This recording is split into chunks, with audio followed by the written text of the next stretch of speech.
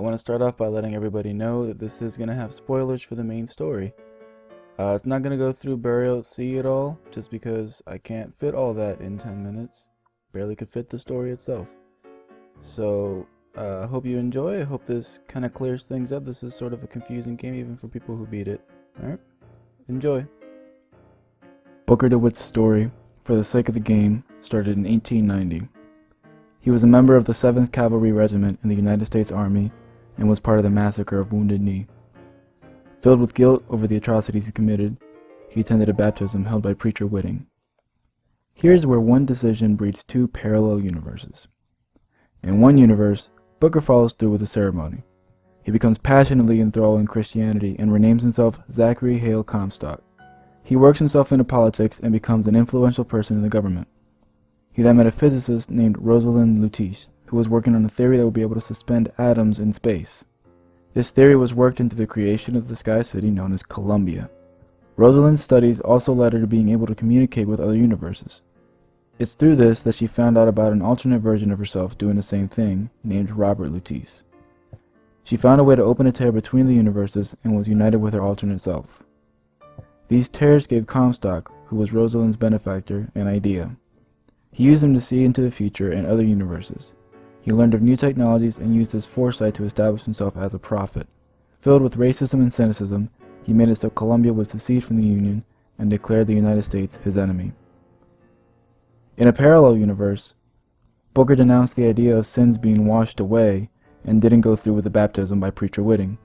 He became a Pinkerton and had a child named Anna. However, he was dismissed from the Pinkertons for being excessively violent, and his wife died giving birth to his daughter.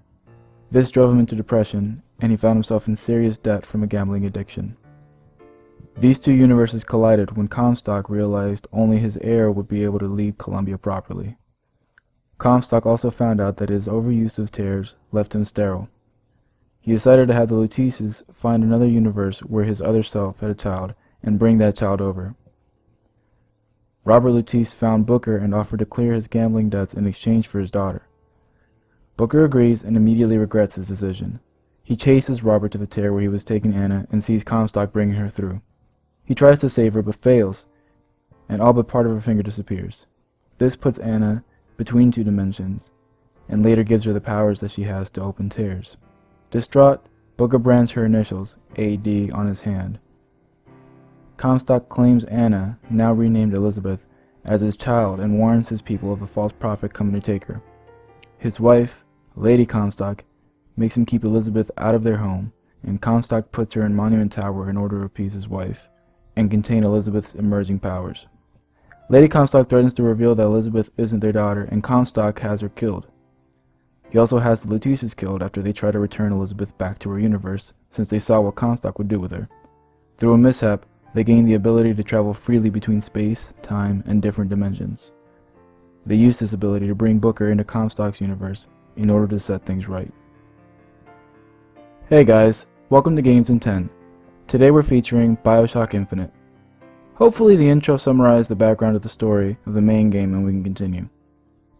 Bioshock Infinite starts with Booker DeWitt having mixed up his memories due to travel through the interdimensional tear. He's on a rowboat with the Luteces heading to a lighthouse. They give him a box with a picture of a girl and a note that says, "Bring us the girl and wipe away the debt." He assumes he has to kidnap the girl and bring her to New York to wipe away his gambling debt. A shuttle at the top of the lighthouse sends him off to the sky city of Columbia.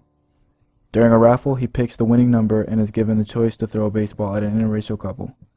Before he can do anything, the branded AD on his hand gets spotted, and he's revealed to be the prophetic false shepherd Comstock warned would attempt to lead his lamb astray. Booker makes his way through Comstock's defenses and is confronted by him in a Zeppelin. Comstock attempts to kill Booker by destroying the Zeppelin, but fails. Booker then lands on Monument Island where Elizabeth is being held. He sees that she's being observed in her living area and sees her opening up a tear to another universe. He finds a way in and tells her he's breaking her out. An alarm sounds and a songbird, a robot made to keep Elizabeth in the tower, attacks him. They're chased through the rails outside and fall into the waters below.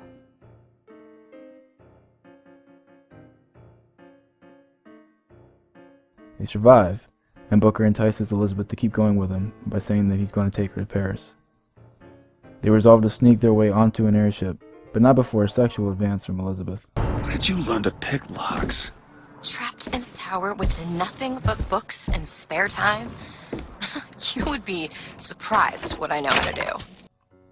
They realize they need a shock jockey to proceed, and in search of it, find out that Comstock changed a lot of the history books, and Elizabeth is supposed to be his daughter. It's aboard the airship where Elizabeth realizes that Booker has rescued her only to trade her in exchange for his debt being cleared. She hates that he tricked her and knocks him out. While unconscious, Elizabeth escapes, and the airship is abducted by an extremist group called the Vox Populi. The Vox agree to return the ship in exchange for Booker supplying them with weapons. Booker chases Elizabeth down and convinces her to stay with him, promising they can get the airship back. She agrees, knowing he's her only way out. They find the man who's supposed to supply the weapons, only to find out he's been killed. The Lutisas come in and show them that a tear could allow them to pull the weapons maker, who's alive in another dimension, over to help them there. In trying to finish their task, they eventually travel through a dimension in which the Vox have already received their weapons. They see Daisy Fitzroy, head of the Vox, kill Jeremiah Fink, head of the manufacturing company in Colombia. Elizabeth then kills Daisy before Daisy can kill Fink's son. They make their way to the airship but are attacked once again by the Songbird. They land in Emporia and learn that there might be a way to control the Songbird by music. They head for Comstock House and search for answers and find out that only Father or Lady Comstock's fingerprints would get them in. They then go to Lady Comstock's grave to get a fingerprint from her, only to be intercepted by Zachary Comstock. He revives Lady Comstock as a lingering spirit who attacks them by putting her in a state between alive, dead, and alternate dimensions. In this time, Elizabeth finds out she isn't actually Comstock's child. On their way back to Comstock House, they're attacked by the Songbird again. This time they get cornered. Elizabeth offers herself in exchange for Booker's life, and they fly off. Booker gets pulled into a tear and finds himself in a snowy version of where he was. He's been pulled into a future where Elizabeth, after getting taken by the Songbird, has been tortured into blindly following Comstock. In this time, she became the new leader of Colombia. Booker finds the aged Elizabeth and is told of what happened.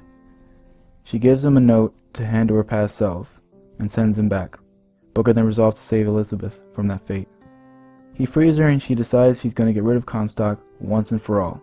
They fight their way through Comstock's defenses on a Zeppelin and confront him. Comstock tells Elizabeth Booker knows what happened to her finger, and that he's the reason why everything is happening. Booker, enraged and driven by some conscious regret, kills Comstock.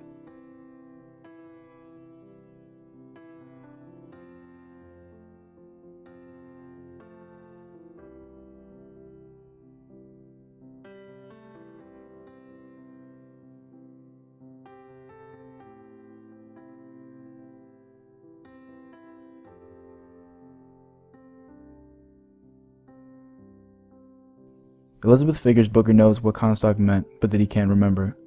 Booker denies it and tells her to find the truth through a tear after they destroy the siphon, dampening her powers. The siphon being her tower. They take control of the Zeppelin, and during a Vox attack, Elizabeth comes to the realization that the cage on the note given to her by her future self was a clue to controlling the Songbird. Using the Songbird, they fight back the Vox and destroy Elizabeth's tower. With the tower destroyed, Elizabeth gains full control of her powers and sends them, along with the Songbird, into the alternate dimension that is Rapture. They make their way to the surface and Elizabeth begins to see the stars in the sky as doors into other dimensions. They enter a lighthouse on the surface, and inside, they find themselves in a dimension where they can enter all the versions of their world. Elizabeth leads them to a place that is the source of all these doors, a place where Booker made his choice. She then leads him to his past, where he finds out that bring us the girl and wipe away the debt wasn't that he was supposed to kidnap Elizabeth and bring her to New York, but that he was to trade in his daughter in exchange for clearing his debts. She explains that Comstock lives in more than just the world he was killed in. He relives the event that took his daughter away from him and drove him into depression. He learns that Comstock is a result of his choice at the baptism. After all of this, Elizabeth convinces him that the only way to stop Comstock from ever being is to never have lived through the baptism in the first place. In order to snuff Comstock out in his crib, Booker has to die.